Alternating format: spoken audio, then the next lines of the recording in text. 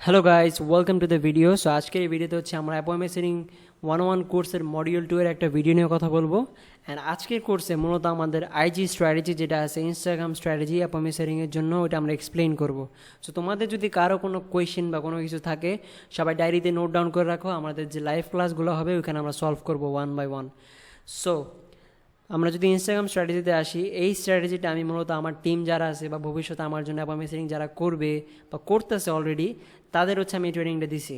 কারণ হচ্ছে এটা সবচেয়ে বেস্ট স্ট্র্যাটেজি লিড ফাইন্ড করার জন্য, প্লাস লিডদের রিচ আউট করার জন্য। সো ওয়ান বাই ওয়ান আমরা আসি। সো প্রথমে ইনস্টাগ্রাম যদি তুমি অ্যাপয়েন্টমেন্ট সেটিং শুরু করো, তোমার লিড কীভাবে খুঁজে বের করবা, এটার জন্য প্রথম যে স্ট্র্যাটেজি সেটা হচ্ছে একটা সোর্স পেজ বা একটা লিড পেজ খুঁজে বের করতে পারবা। যেমন হচ্ছে ধরো তোমার আইডিয়াল ক্লায়েন্ট বা যাদের তুমি খুঁজতেছো তারা হচ্ছে রিয়েল এস্টেট এজেন্ট, ঠিক আছে? ধরো একটা ওয়েবসাইট আছে realtor.com, যেখানে হচ্ছে অনেকগুলো রিয়েল এস্টেট তাদের হচ্ছে লিস্টিং জমা দেয় বা তাদের নেম জমা দেয়, যাতে মানুষ ইজিলি রিয়েল এস্টেট এজেন্ট খুঁজে পায়। সো এটা হচ্ছে ওই ওয়েবসাইটের একটা আইজি পেজ, ইনস্টাগ্রাম পেজ, যেখানে মোস্ট প্রবাবলি যারা লাইক, কমেন্টস, ফলোয়িং থাকবে তারা রিয়েল এস্টেট এজেন্ট, স্বাভাবিক। কারণ এই পেজটা মূলত স্পেসিফিকলি রিয়েল এস্টেট এজেন্টদের জন্য। সো এই জন্য তুমি যদি এখানে পোস্ট ওপেন করো, তুমি এখানে অনেকগুলো রিয়েলটার দেখতে পারবা। যেমন ফর অ্যান এক্সাম্পল, উনি একটা রিয়েলটার, আরেকজন হচ্ছে উনি একটা রিয়েল এস্টেট এজেন্ট। তারপর তুমি যদি লাইকসে যাও, এখানে এই যে আরেকজন রিয়েলটার পাইছো। সো এরকম তুমি যদি লাইকে বা কমেন্টসে ওয়ান বাই ওয়ান প্রত্যেকটা প্রোফাইল দিয়ে যাও, এখান থেকে তুমি মিনিমাম 50টা লিড খুঁজে বের করতে পারবা মিনিমাম। সো এরকম অনেকগুলো স্ট্র্যাটেজি আছে। তারপর তুমি ওনার ফলোয়িংসে যাইতে পারো, ওনার ফলোয়ার্সে যাইতে পারো, এইভাবে তুমি লিডগুলো খুঁজে বের করতে পারবা। যেমন তুমি যদি ওনার ফলোয়িংসে যাও, এই যে এখানে অনেকগুলো রিয়েল এস্টেট এজেন্ট আছে, এই একজন, তারপর হচ্ছে এই যে ইনি একজন। সো অনেকগুলো লিড আছে, লিডের কোনো অভাব নাই। এরকম যদি তুমি 10-12টা সোর্স পেজ খুঁজে বের করতে পারো, তারপর যদি এখানে ক্লিক করে, যে এখানে আরও সাজেশন দেখাইতেছে, এই যে রিয়েল এস্টেট, তারপর হচ্ছে এটাও একটা রিয়েল এস্টেট পেজ। সো এগুলো যদি তুমি তোমার লাইক, কমেন্টস বা যে তোমার যে ফলোয়ার্স আছে ওখান থেকে যদি যাও, তাহলে হাজার হাজার লিড পাওয়া সম্ভব। যেমন ফর অ্যান এক্সাম্পল, আমরা হচ্ছে ওইখান থেকে লাইক থেকে যে এনাকে পাইছি, উনি একজন রিয়েল এস্টেট এজেন্ট। তারপরে এই যে আরেকজন, উনি একজন রিয়েল এস্টেট এজেন্ট, এই যে এজেন্ট লেখা, স্টেট এজেন্ট। দেন হচ্ছে যে ইনি একজন রিয়েল এস্টেট এজেন্ট, বায়োতে দেখতে পারতেছো। সো এরকম আমরা এই যে দেখো, আমরা এক মিনিটের মধ্যেই আমরা 3টা লিড খুঁজে বের করছি। সো আইজি স্ট্র্যাটেজি অনেক সেরা একটা স্ট্র্যাটেজি, এখানে কোনো সময় লিডের অভাব পড়ে না। এটা ধরো তুমি রিয়েল এস্টেট এক্সাম্পল যদি দেই তাহলে এটা, আর যদি অন্য এক্সাম্পল দিই, ধরো তুমি কোচ কনসালটেন্ট খুঁজতেছো, তো ধরো ওই যে ওনাকে একজন ইনফ্লুয়েন্সার পাইছো যার পেজে ধরো 27,000 ফলোয়ার্স আছে, এতগুলো ফলোয়িং আছে, কোচ কনসালটেন্ট নিয়ে অনেকগুলো কন্টেন্ট আপলোড করতেছে।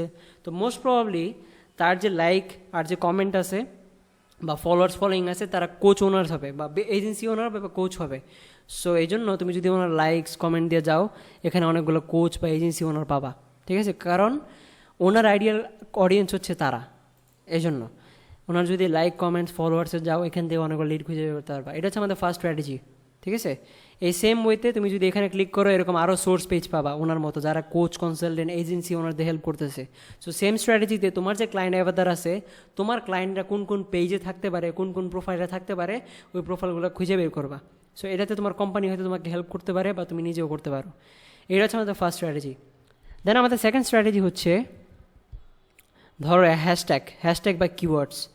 ধর আমি এখানে রিয়েল ডেট সার্চ দিছি, তো আমাকে এখানে হ্যাশট্যাগ দেখাইতেছে। তো অবশ্যই এখানে দেখতে পাচ্ছ প্রায় 42 মিলিয়ন পোস্ট। সো আমরা যদি এখানে দেখতে পাচ্ছ অনেকগুলো রিয়েল এস্টেট এজেন্টদের পোস্ট দেওয়া যাইতেছে। এই যে উনি একজন real estate agent, most probably যে রিয়েলটার লেখা।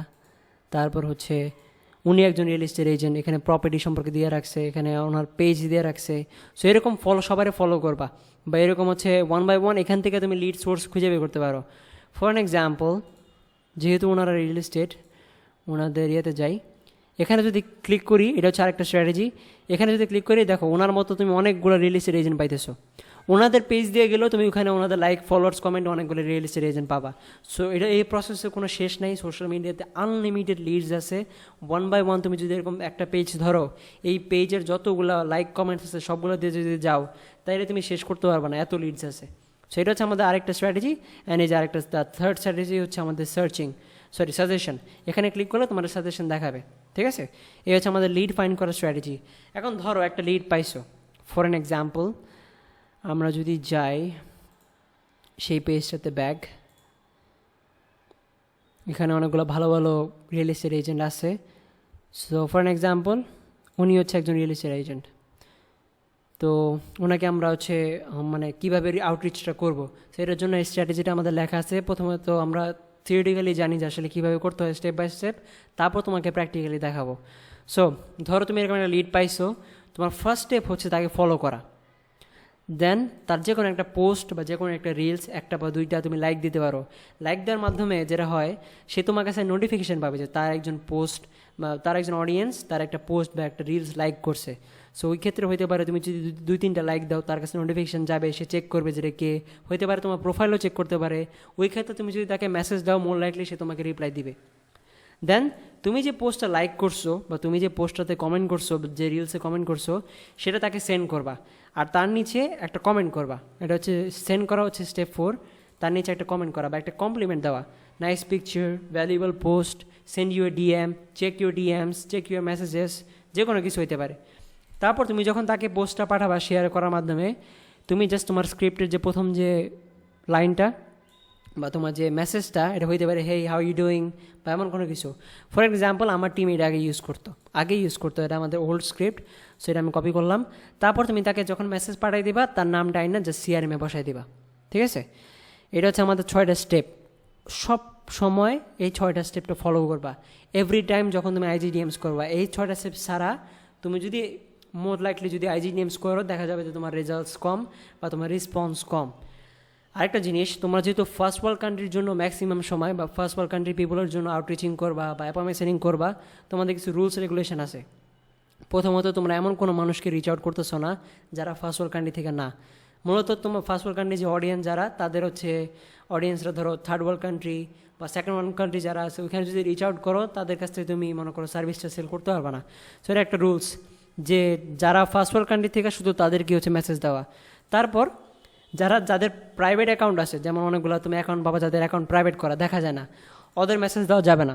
ঠিক আছে, ওইটা আউট অফ দ্য রুলস, কারণ ওদের মেসেজ দিলে তুমি এমন রেসপন্স পাবা না। প্লাস দেখতে পারো মাঝে মাঝে মেসেজই দিতে পারবা না। দেন হচ্ছে ফেসলেস পেজ, বা তার পেজে হচ্ছে বা তার প্রোফাইলে হচ্ছে কোনো ভালো পিকচার নাই তার, যাকে তুমি রিচ আউট করতেছো তার একটা কুকুরের পিকচার দেওয়া, তার ব্যাকইয়ার্ডে একটা পিকচার দেওয়া।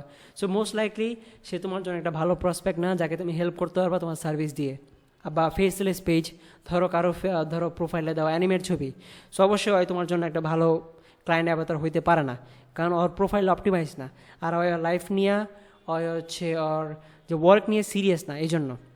দেন হচ্ছে ধরো তার যদি কোনো কন্টেন্ট ক্রিয়েশন, ধরো তুমি কোচ, কনসালটেন্ট, এজেন্সি ওনার তাদের জন্য করতেছো, তুমি যদি তাদের প্রোফাইলে একেবারে কোনো কন্টেন্ট না পাও তাদের কাজ রিলেটেড, মোর লাইকলি তারা ইন্টারেস্টেড না যে তারা তাদের বিজনেস গ্রো করবে, সেই জন্য তাদের অ্যাভয়েড করা আমার মনে হয় ভালো।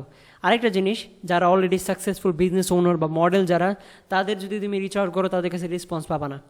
আর আমি প্রেফার করবো তাদেরকে তুমি রিচ আউট করতেছো ইনস্টাগ্রামে, তাদের ফলোয়ার যাতে 10,000-এর বেশি না হয়। 10,000-এর বেশি হইলে তারা মোর লাইকলি তোমাকে রেসপন্স দেবে না। আফটারঅল দেখা যাবে যে তোমার রেসপন্স রেট কমে যাবে। সো এটা হচ্ছে আমাদের আইজি স্ট্র্যাটেজি। এটা আমি যদি এখন প্র্যাকটিক্যালি দেখাই তোমাদের, উনি হচ্ছে ফার্স্ট ওয়ার্ল্ড কান্ট্রি থেকে, দেখে বোঝা যায়। ফার্স্ট যেটা করবা, ওনাকে একটা ফলো দিবা। ফলো দেওয়ার পর ওনার একটা রিলসে যাওয়ার পর লাইক করবা, স্টেপ 2।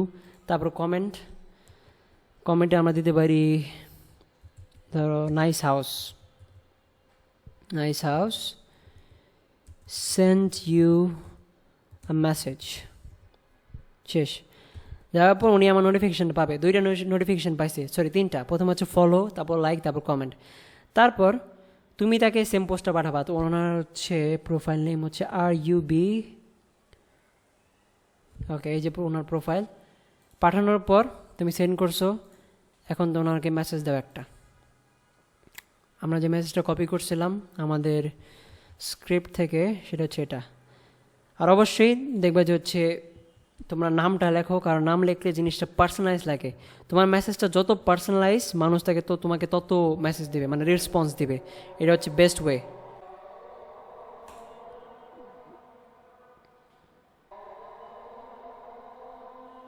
সো এইভাবে তোমরা হচ্ছে মেসেজগুলো সেন্ড করতে পারবা। আমরা অলরেডি প্রথম 5টা স্টেপ ফলো করছি। নাও হচ্ছে আমাদের 6 নম্বর স্টেপ হচ্ছে ওনার যে ইউজার নেমটা আছে এটা নিয়ে আমাদের কোনো একটা স্প্রেডশিট বা যে কোনো একটা ডেটাবেসে রেখে দেওয়া। কারণ হচ্ছে তুমি যখন প্রত্যেকটা জিনিস ট্র্যাক করবা তোমার অ্যাপয়েন্টমেন্ট সেটিংয়ে, তখন তুমি বুঝতে পারবা যে তোমার অ্যাপয়েন্টমেন্ট সেটিং ইম্প্রুভ হয়েছে কি হয় নাই, তোমার অ্যাপয়েন্টমেন্ট কতগুলো বুক হয়েছে, তুমি এতগুলো মেসেজ সেন্ড করছো, ওইখান থেকে এতগুলো রেসপন্স আসছে, ওইখান থেকে এতগুলো মানুষ তুমি বুক করছো, ওইখান থেকে এতগুলো সেল আসছে, আর এই সেল থেকে তুমি এত টাকা কামাইছো। কোম্পানি অবশ্যই তোমাকে বলবে যে ট্র্যাক করার জন্য, আর তোমাকে একটা ট্র্যাকিং শিট দিয়ে দিবে, তুমি জাস্ট ওইখানে লিস্টিং করবা যে এতগুলো তুমি রিচ আউট করছো। তো এই হচ্ছে আমাদের স্টেপ, 6টা স্টেপ, আমাদের রুলস রেগুলেশন আর আমাদের 3টা আইজি স্ট্র্যাটেজি, যেটা তোমরা ইউজ করতে পারো অনেকগুলো লিড বুক করার জন্য প্লাস অ্যাপয়েন্টমেন্ট বুক করার জন্য। সে হচ্ছে আমাদের স্ট্র্যাটেজি। কারো কোনো কোয়েশ্চেন থাকলে সবাই রাইট ডাউন করে রাখো, আর আমাদের যে লাইভ ক্লাস আছে সেখানে আস্ক করো।